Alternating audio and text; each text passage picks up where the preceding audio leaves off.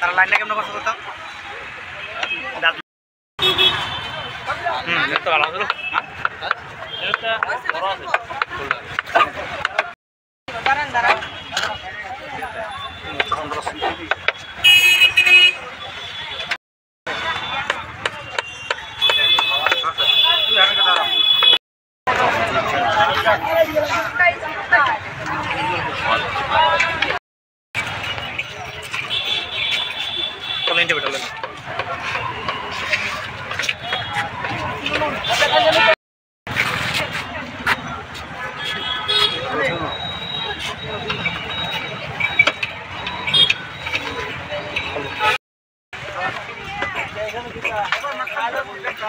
আছেন লোক আছেন নাকি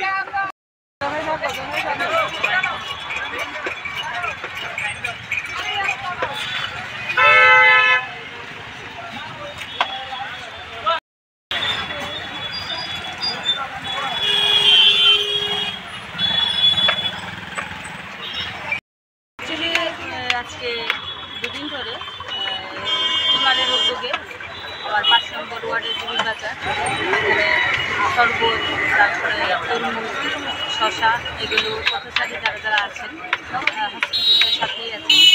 তো এই গরমের মধ্যে স্বাভাবিক পরিষেবা ওনাদের জন্য আমরা চেষ্টা করেছি আজকে দুদিন ধরে, আর কালকেও চলবে, পরশু দিনও চলবে।